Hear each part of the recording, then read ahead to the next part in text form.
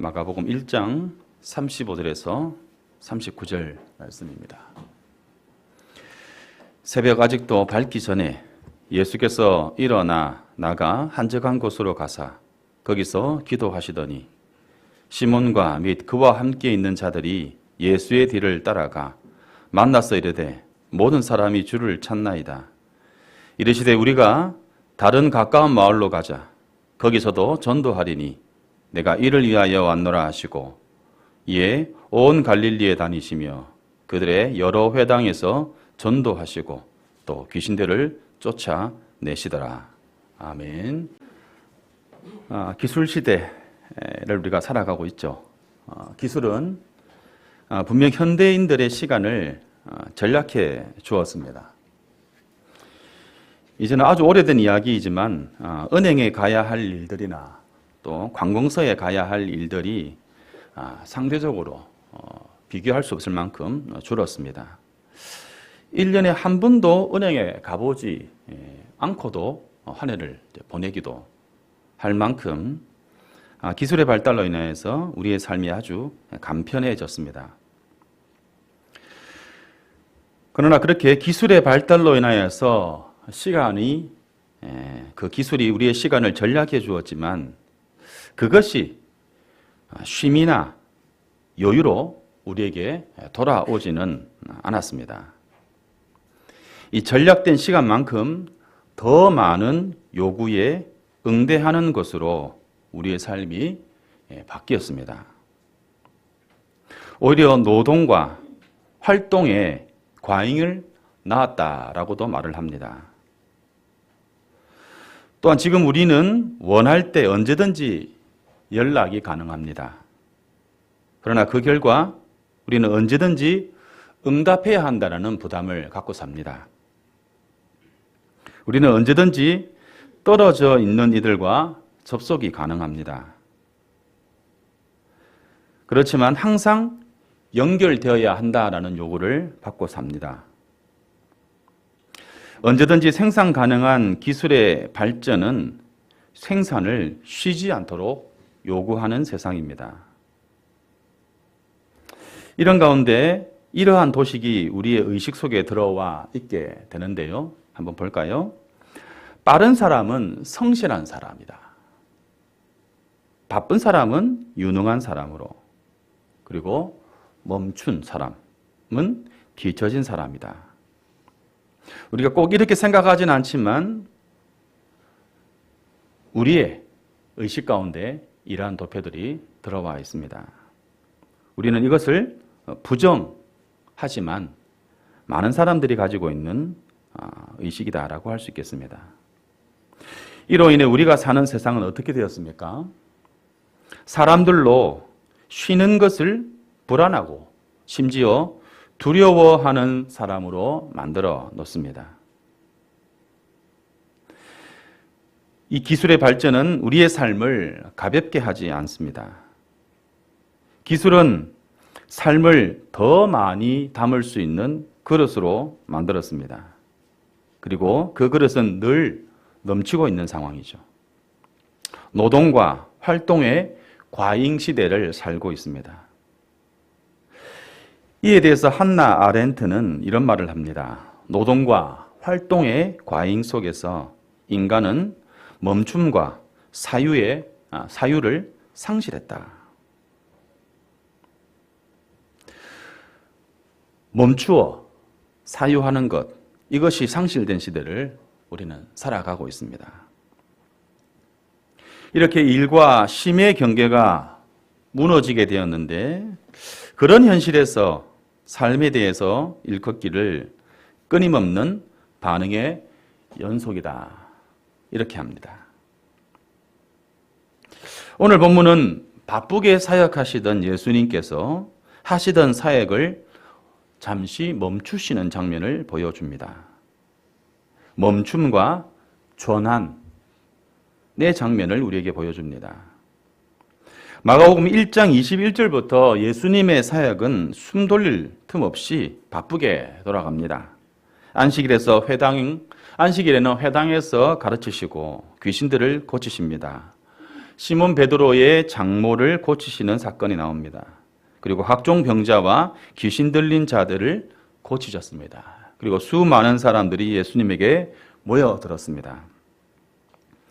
이렇게 다양한 사역을 하셨고 사람들의 기대는 커져가고 예수님에 대한 사람들의 요청은 끊이지 않았습니다.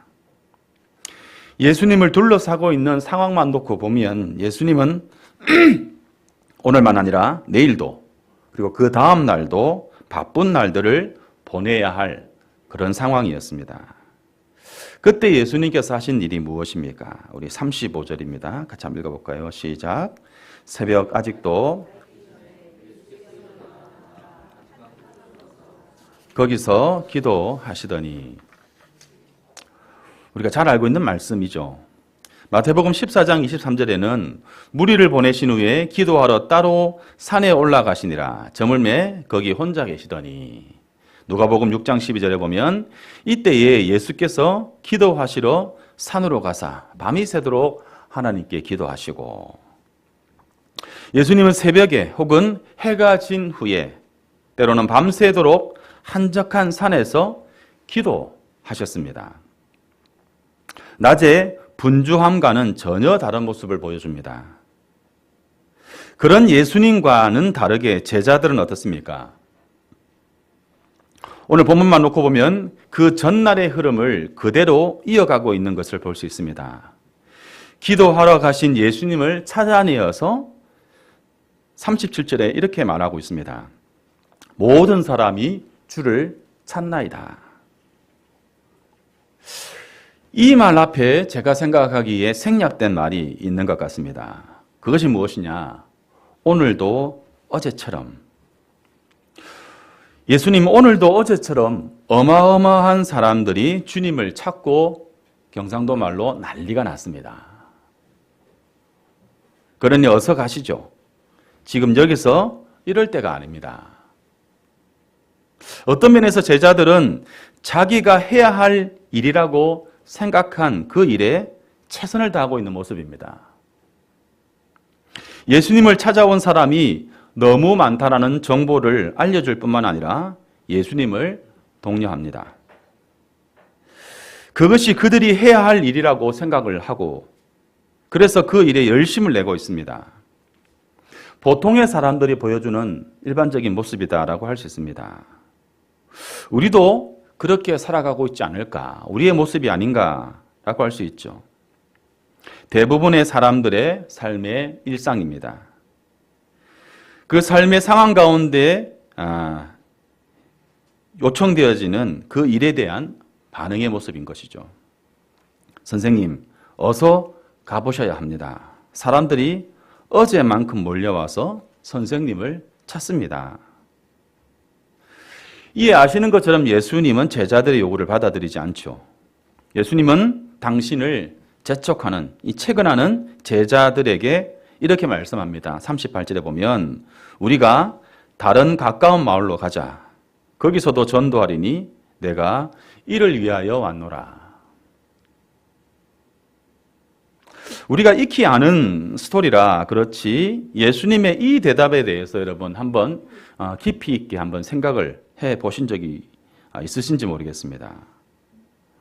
예수님이 이런 대답을 하실 것이라고 제자들 중에 누가 예상을 했을까요?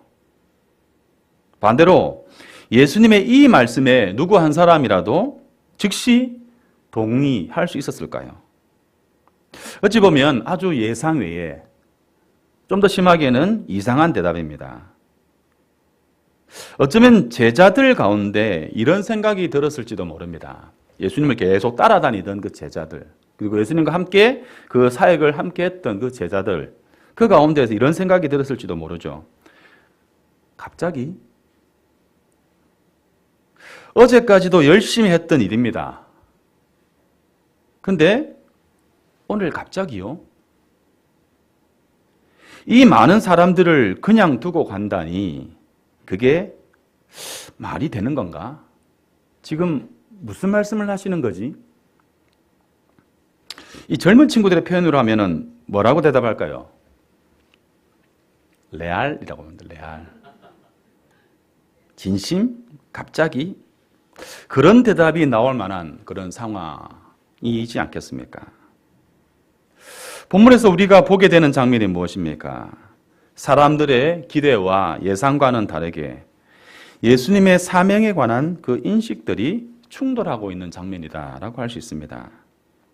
오늘 본문은 주님이 분주한 가운데, 다르게 말해서 분주한 현실에서 벗어나 한적한 곳에서 기도하신 이후에 있었던 사건을 우리에게 말씀해 주고 있습니다. 예수님은 기도하신 후에 하시던 사역을 잠시 멈추기로 하시고 사역지를 바꾸자라고 합니다. 그곳에 있는 단 한 사람도 예상치 못한 결정을 내리십니다.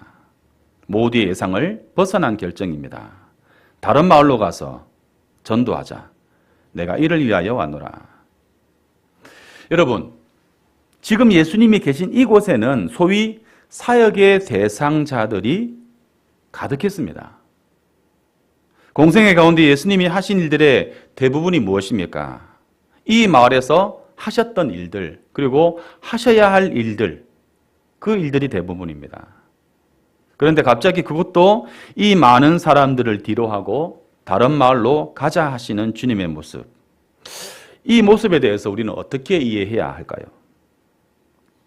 예수님이 이런 결정을 내리게 된 원인을 우리가 찾아보자라는 것이죠.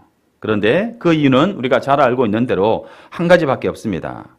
조용한 곳으로 기도하러 가신 후에 내리신 변화입니다.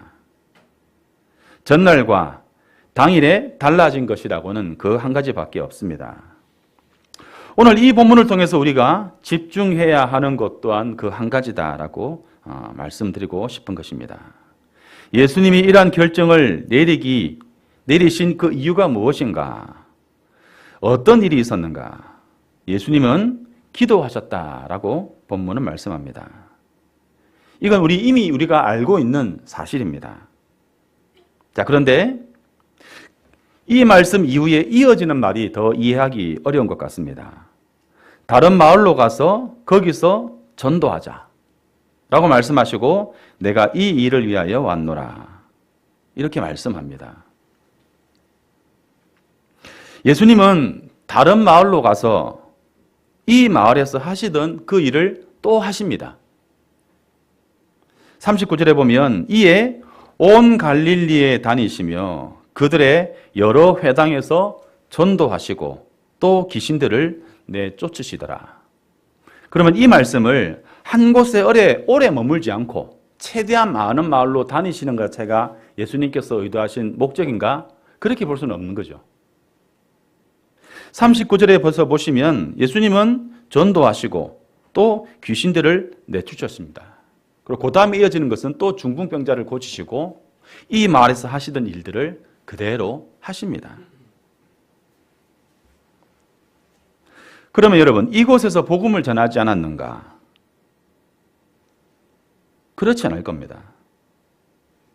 그럼 이 마을에서는 복음을 전하지 못하는가? 그것도 아닙니다. 이 마을에서 하던 것을 다음 마을에서도 전도하시고 귀신을 쫓으시고 병자를 고치십니다. 자, 그렇다면 여러분, 예수님의 말씀을 우리는 어떻게 이해해야 하겠습니까? 내가 이를 위하여 왔노라. 제가 생각할 때 이 말씀은 무엇을 하고 하지 않고의 문제가 아니라 하나님의 뜻에 순응하는 것, 그것을 가리키는 것이다 라고 생각합니다. 어디서 무엇을 하든지 그것은 예수님께서 하셔야 할 일입니다. 그리고 그러나 그에 앞서는 것이 무엇이냐? 하나님의 음성을 듣고 있는가? 하나님의 음성을 듣는 것, 그 말씀을 하시려는 것이죠. 그래서 예수님이 하신 기도는 사역을 하기 위해서 기도하신 것이 아니라 기도는 사역의 시작이고 향방을 결정하는 결정적인 조건이다 라는 것을 우리에게 말씀해 주고 있는 것입니다. 다르게 말하면 사역의 의미를 부여하는 것이 기도다라는 것입니다. 이것을 사역이라는 말을 우리의 삶 가운데로 가져오면 우리의 삶이, 우리가 살아가는 삶의 내용이 바로 기도로부터 시작한다라는 거죠. 그 기도가 우리의 삶을 결정한다라는 겁니다. 우리가 살아내기 위해서 기도를 요청하는 것이 아니라 기도를 통하여 우리는 우리의 삶을 시작한다라는 것입니다. 삶을 위한 기도가 아니라 기도로부터 우리의 삶이 시작한다라는 겁니다. 거기에서 우리에게 의미를 부여한다라는 것이죠. 요한복음 4장 34절에 보면 같이 한번 읽어볼까요? 요한복음 4장 34절 시작. 예수께서 이르시되 나의 양식은 나를 보내신 이의 뜻을 행하며. 요한복음 6장 38절에 보면 내가 하늘에서 내려온 것은 내 뜻을 행하려 함이 아니요 나를 보내신 이의 뜻을 행하려 함이니라. 예수님이 이렇게 살아내신 이유는 우리가 완벽하진 않지만 우리의 삶의 원리를 우리에게 보여주고 있는 것입니다. 예수님의 성육신은 자신의 뜻을 펼치기 위하여 오심이 아닙니다. 하나님의 뜻에 자신을 전적으로 내어드리기 위한 것입니다. 새벽 아직도 밝기 전, 다르게 말해서 세상의 모든 소리가 멈춰 있을 때 하나님의 음성을 들으러 인적이 없는 곳으로 예수님이 가셨습니다. 거기서 하나님의 뜻에 자신을 내어드리는 시간, 하나님의 음성에 집중하는 시간을 가진 것입니다. 예수님께서 매번 매일을 제자들이 예측할 수 있는 결정을 하셨을까? 그렇진 않을 겁니다. 예수님은 기도하신 후에 다른 마을로 가자고 하셨습니다. 그리고 거기서도 전도해야 한다라고 말씀하십니다. 예수님은 말씀하시는 하나님의 말씀에 순복하는 일, 그게 당신의 일이다라고 말씀합니다. 그 일을 위하여 오신 것이다라고 우리에게 말씀해 주고 있는 것이죠. 무엇을 해야, 얼마나 대단한 일을 해야 우리가 하나님을 만족시킬 수 있겠습니까? 불가능합니다. 그런 사람은 존재하지 않습니다. 그런 일은 일어날 수 없습니다. 그러니 그것이 기준이 아니다라는 것이죠. 예수님께서는 하나님께 당신을 내어드리는 시간으로 하나님 앞에 기도의 시간을 가집니다. 그리고 그의 전생의 가운데 당신을 내어드리는 삶을 살아가셨습니다. 사랑하는 여러분, 기도를 하는 이유와 목적이 한 가지만 있는 것이 아니죠. 기도는 먼저 하나님 앞에 머무르는 행위다라고 말씀드릴 수 있습니다. 기도를 통해 하나님을 바라고 하나님의 뜻을 묵상하고 그 안에 거하는 시간입니다. 그리고 그 하나님의 뜻과 말씀이 우리 삶 가운데 우리에게 스며들 들어가는 시간입니다. 또한 기도는 하나님의 뜻을 분별하는 시간이며 동시에 순종하기 위한 통로입니다. 그리고 기도는 우리가 잘 알고 있는 것처럼 우리의 한계를 고백하고 하나님의 도우심을 간구하는 시간이기도 합니다. 오늘 본문에서 예수님이 보여주시는 기도는 무엇입니까? 문제의 해결과 어떤 일을 하기 위한 도구가 아니라, 이 도구라는 것은 부정적인 의미는 아닙니다. 그 통로가 아니라 하나님 앞에 자기를 내려놓는 시간이다라고 할 수 있습니다. 다시 말해서 하나님의 일을 하실 수 있도록 우리 자신을 내어드리는 시간, 이 시간이 바로 기도의 시간입니다. 사실 모든 그리스도인들에게 반드시 필요한 시간입니다. 우리가 이를 위하여 이 세상에 존재하는 것입니다. 그러나 우리는 이 사실을 잊고 살아갑니다. 그리고 이 과정을 건너뜁니다. 바쁘다는 이유로, 중요한 일이 있다는 이유로 우리는 이 시간을 건너뛰고 생략합니다. 기도의 시간은 한적한 곳을 찾아 하나님께 기도하는 이 시간은 나를 사용하시도록 나를 내어드리는 시간입니다. 기도는 길을 찾기 위해서 혹은 길을 잃지 않기 위해서 행하는 삶의 행동입니다. 이런 기도가 우리에게 반드시 필요합니다. 여러분에게 기도와 관련한 습관이 있을까요? 하나님 앞에 머무르는 시간이 필요하다라는 생각이 저와 여러분의 삶을 얼마만큼 지배하고 있을까요?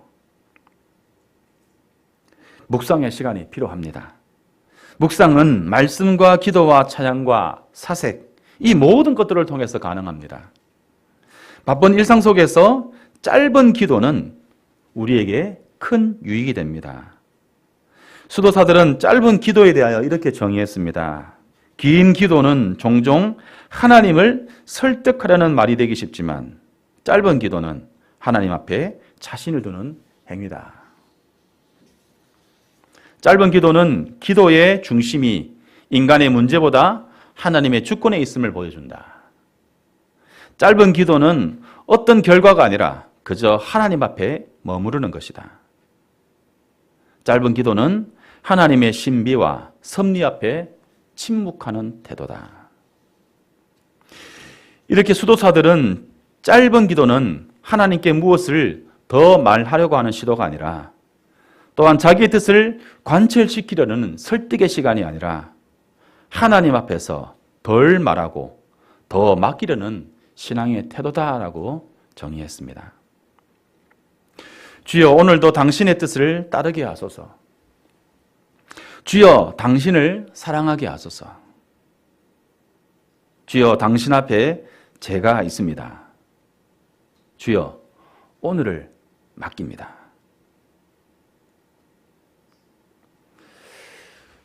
오늘 본문을 다시 보시면 모든 사람이 찾나이다. 제자들의 이 말의 위험성을 우리는 알아야 합니다. 제자의 말은 틀리지 않습니다. 모든 사람이 주를 찾았고 모든 사람들이 주를 필요로 했습니다. 그러나 예수님은 묵상 가운데 그를 보내신 이의 말을 들었습니다. 하나님께서 보내시는 그 곳에서 예수님은 그에게 주어진 같은 일을 하실 것입니다. 성도의 삶과 교회의 일도 마찬가지입니다. 예수님의 사역에서 우리가 발견할 수 있는 분명한 리듬, 군중 속으로 들어가 사역하시고 다시 하나님 앞으로 물러가 기도하셨습니다. 그래서 여러분, 기도는 올바른 삶을 위한 재정렬의 시간이다라고 말씀드릴 수 있겠습니다. 사랑하는 여러분, 기도하지 않아서 살아낼 힘이 없는 것이 아니라 기도하지 않아서 방향이 틀어지는 것, 그것이 더 큰 문제입니다. 한적한 곳으로 가서 우리를 내어드릴 수 있는 준비를 우리가 합시다. 우리가 바로 이를 위하여 살아가는 사람들임을 믿으시기를 바랍니다. 기도는 사명을 만들어내는 것이 아니라 이미 주어진 삶의 이유를 잊지 않게 하는 도구입니다. 기도는 분주한 가운데 흐트러진 우리의 삶의 방향을 정렬시키는 시간입니다. 그러한 정렬을 위한 가장 좋은 장소, 한적한 곳, 한적한 시간을 우리가 확보합시다. 새해 26년은 한적한 곳에서 하나님의 뜻에 우리의 삶의 방향을 조정하고 맞추어가는, 또 그렇게 이 한 해를 살아내는 우리 평화의 식구들 되시기를 우리 주님의 이름으로 간절히 축복합니다. 이 시간 함께 기도합시다. 주여, 오늘도 당신을 따르게 하소서라는 이 짧은 기도 가운데서 우리가 하나님께 우리를 내어드리는 시간을 확보하고 또 하나님의 사람들로 살아갈 수 있도록 하나님의 인도함을 받을 수 있는 한 해가 되기를 위해서 기도합시다. 모든 사람이 나를 찾는다고 해도 그의 우선한 것이 하나님의 뜻을 듣는 것, 그 뜻을 쫓는 것, 앞서 하나님의 뜻을 찾는 것이다 라고 한 이 말씀을 기억하시면서 우리가 이것을 위해 이 땅에 존재하는 인생임을 기억하고 하나님 앞에 조용히 이런 삶을 살아드릴 수 있도록 도와달라고 하나님 앞에 기도로 나가겠습니다.